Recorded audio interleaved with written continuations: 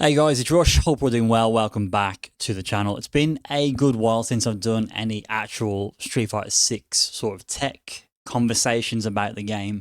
With Season 3 coming in a few days, there's a few things I wanted to cover, but mainly I wanted to talk about the things that I'm more excited about going into Season 3. So let's talk about these points today in this video. So the first thing I want to talk about is the leaked character roster for Season 3. So if you don't know the roster, the leaks at least anyway, then I would not watch this section, but I'm pretty sure like 99% of you know who we expect to see in Season 3. And I think it's been I think the source is pretty reliable as well. They're usually on the money. So if you don't know, it is Sagat, it is Alex, it is C Viper, and the last character is Ingrid. So I think it's an interesting roster. I like the fact that it's all Capcom / Street Fighter characters now, no guest characters. That's amazing, that's good.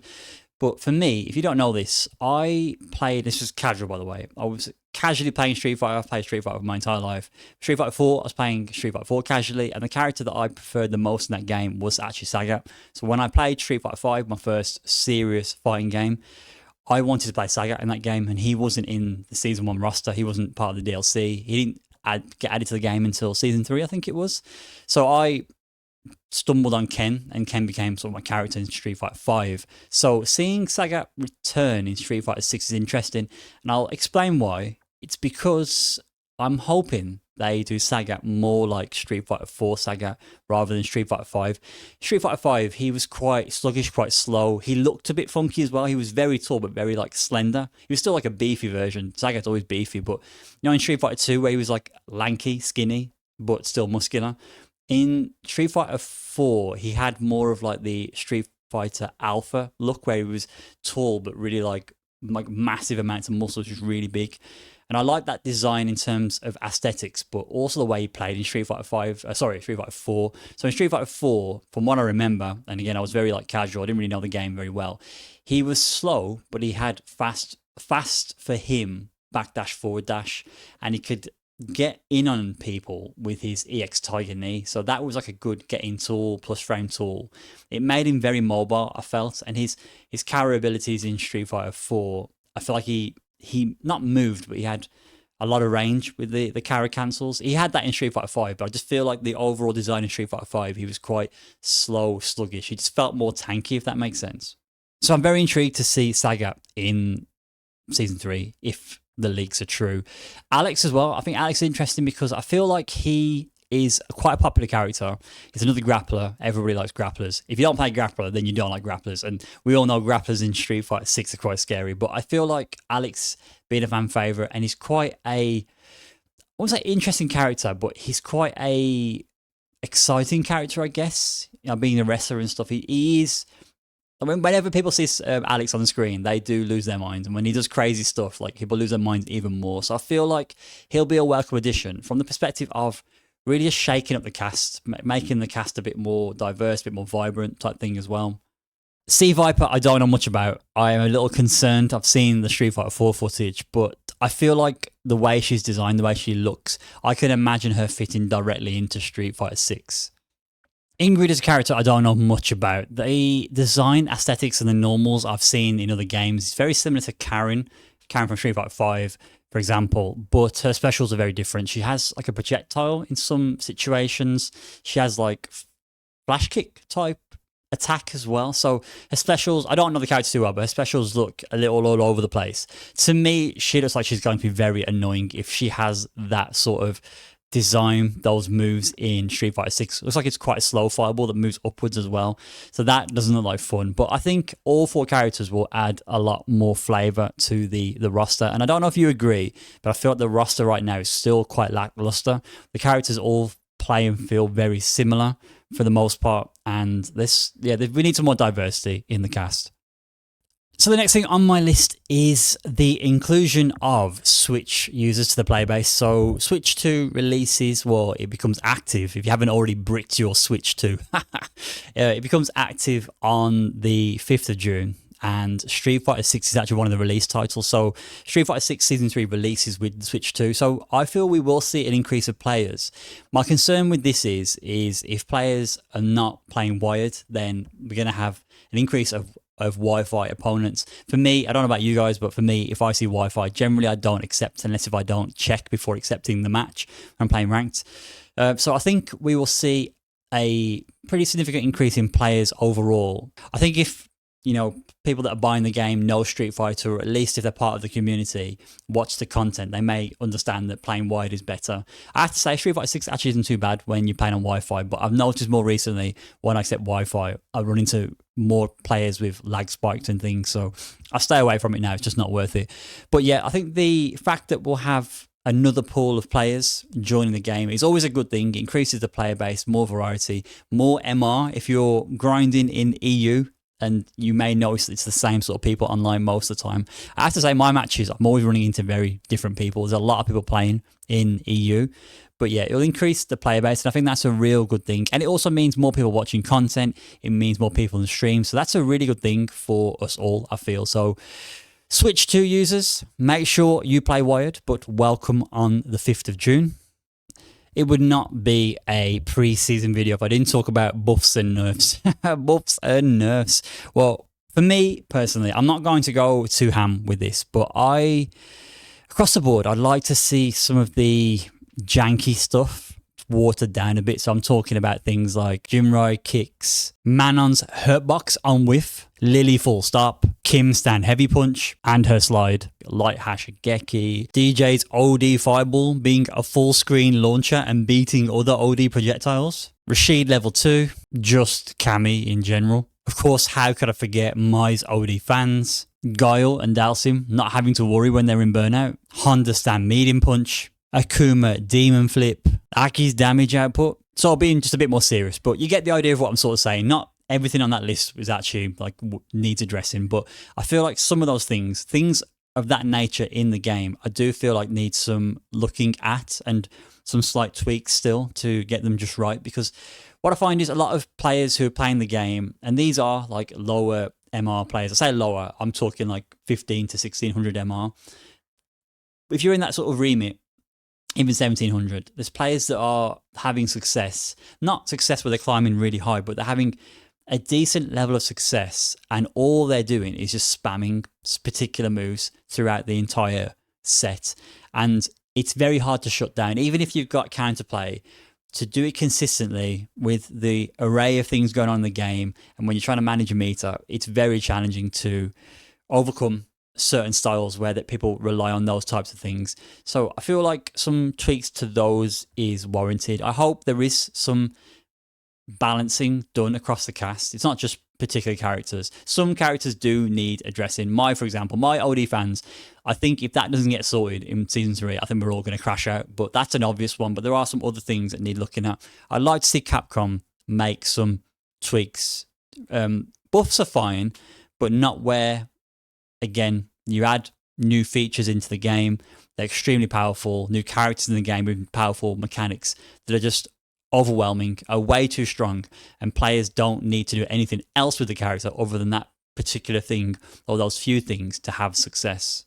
The fourth item on my list is the drive system. Now, I know you think that I'm going to say, oh, nerf this, tweak that, change this. To be honest, I don't want to change much. And the reason I say that is because I've accepted what Street Fighter 6 is. And if you don't like Street Fighter 6 at this point, then like me, who doesn't like it, you either have to accept it and get better at it or stop playing. But for me, when it comes to the drive system, you know, I don't know, we all don't know if they're going to introduce any more mechanics, new mechanics to the game. That's scary in itself. Shout outs to Drive Jump. But yeah, some tweaks, some changes. I feel like drive reversal. Two things I'd like to see change to drive reversal are faster startup. I do think it needs to be improved. It's way too risky to use now. Even though it's -6 on block, that can lead to mad damage, like in the right situation. So making it faster so it's harder to punish if people are using it in situations, I think that needs to change. And I also think changing the way it's done. So at the moment we do it by pressing forward and heavy punch, heavy kick. If I ever want to use it, I try to hold that sequence together. So I'll just hold forward and press heavy punch, heavy kick. But there are times where I get drive impact by mistake, which is really annoying. I don't understand why Capcom just don't change the buttons to the same way the buttons were in Street Fighter 5. So Street Fighter 5, we had V reversal. They were done by pressing forward and 3 punches, forward and 3 kicks. It just avoids you from getting the drive impact by mistake. Drive rush, that was always going to be on the list, wasn't it? So drive rush, I feel like increasing hurt boxes would be nice, but if I'm honest, when I watch people playing the game these days, not watching me but everybody else, I feel like a lot of people are checking drive rush pretty well these days. So I'm not going to say that. I'm going to say that with drive rush, similar to what was said in the video that Broski did where he spoke to the pro players and they said the inability to cancel drive rush into, or early cancel into like throw, into specials, that needs to be scrapped. I do think if you're going to cancel into specials and throws, things of that nature, then you have to travel a certain distance further in the drive rush before you get your special out. Because at the moment, people are cancelling way too early and it's really annoying. It's baiting your punishes on drive rush. It's crushing your buttons. You could, like, for example, Ken can do raw drive rush into Dragon Lash and go stop, and he pauses because of the start of a Dragon Lash and hops over your button, which is, it's ludicrous. It's really, really bad in my opinion. It just creates so much more of a mix out of spending 1 bar in neutral. I think it's like horrendous personally, but that I feel like needs to be tweaked. And also the fact that I still can't believe that it eats your buttons. I think the fact that the freeze can eat buttons and can eat your actual command input to special inputs is crazy to me. So I'd love to see that gone as well. I don't think that's going to go, because if it was going to go, it would have gone by now, and Capcom haven't done that. But I do feel the way this game is, because the freeze happens and they charge at you and you have to respond to them freezing and charging at you, that's why I think the eating inputs is bad. If it froze and they weren't charging at you, or if they froze and then the game was just static and you were just neutral, it wouldn't matter at all. But because you have to respond, you have to do something. Even if you block, you have to block and hold block through that sequence. You don't have the time to react to what's going to happen if you've already committed to something. Do you know what I mean? Or it just may generally be eating the response to the drive rush. To me, it's never felt like it made sense, and I really think it needs to go. So the next suggestion isn't game related, it's UI related. And for me, I think because many of us will sit in training mode and do things from training mode, I would like the ability to do things from training mode. So being able to go to replays within training mode would be really good. So I can just pull up the menu, search for replays, pick my replay, go into a replay, and then from there get put back in training mode. I think that would be such a good thing to do, in my opinion. The other UI change that's missing from Street Fighter 6 is the profile page. The profile page in Street Fighter 6 is very limited on what it tells you about your progress. In Street Fighter 5, if you went to your profile page, it gave you data about your matches, your progress, but specifically it gave you a percentage of your wins, last 100 for, it would be both, well, not both, it would be casuals, ranked, and your battle matches, and then you'd have like an overall percentage of your progress. That was really like valuable. You could see if you've been having a bad session, you could look at your win rate, and if it's gone low, then you can look at what matches you've played recently, and you'll be able to spot, like, I'm having a hard time against these characters. It is there in Street Fighter 6, but it's not as detailed as it was in Street Fighter 5, and I think adding that in would be like a fantastic change. This is a weird one. It's actually 2 suggestions. Again, UI related. I miss seeing my rank and my LP/MR when I'm in training mode. For me, I don't know, it was just interesting to see. Like, if I ever saw my MR, well, back it was LP in Street Fighter 5, had dropped, I would like to see that in training mode. I'd like to see that in Street Fighter 6. So I see your rank, to have your master rank or high master or grandmaster, whatever you are, but then also show your MR whilst you're in training mode. Just as a reminder, I know some people don't like it, but for me, I like to see that data whilst I'm in training mode, just so that if I'm streaming and people are watching the stream, they can see my current MR, and you can see it go up and down for your matches, because sometimes I'm playing matches, I'm not even looking at my MR. I'll be in training mode, I have no idea what MR I actually have. Having to go through menus to find that data, it's a waste of time for me personally, but I would like to see it in training mode. And on the topic of MR, you know, when you beat someone in ranked or you lose, you see your MR go up and down, but you don't see their MR change until the next round happens. Or if it's the end of the set, you won't see what MR they've got. I like to see mine go up whilst theirs goes down. I want to see their drop. If someone that's legend rank loses to a 1400 MR, I want to see that 1400 MR player get like bajillion MR just go up. I want to see it on whoever's streaming. I want to see the pain inflicted, but you don't see their increase or decrease, your opponent's increase, decrease in ranked. And the final change, folks, it's very straightforward. It is to use the input system, or change the input system in Street Fighter 6 to be more similar to the input system in Street Fighter 5. If you ever played Street Fighter 5, I never felt like my inputs were a problem unless it was laggy. If I was playing a laggy opponent, you would get a time where you press buttons, they don't come out. It happened quite frequently in lag. But if the match was fine, I never noticed buttons not coming out. Never ever noticed. In Street Fighter 6, it's a common complaint that professional players have, like more like sort of casual players like me have. A lot of people talk about the inputs not coming out.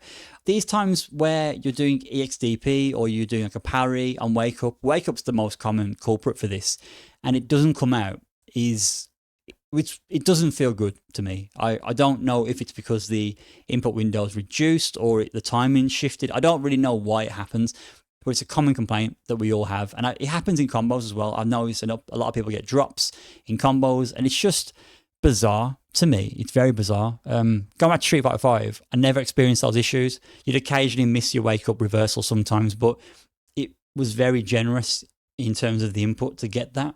And also things like getting so when you do a DP input and getting super instead, and vice versa, you try to do super, you get DP. That's quite frequent as well in this game. I don't really understand why it's more of a thing in this game, because I see the same players in Street Fighter 5 not getting that in the previous game.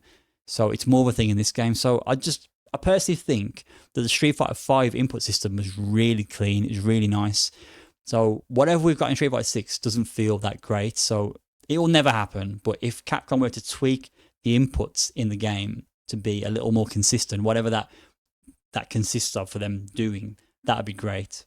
So that, folks, is my list. 6 things: new characters, the introduction of the Switch players, character tweaks, drive changes, UI improvements, and the input system just being more similar to Street Fighter 5.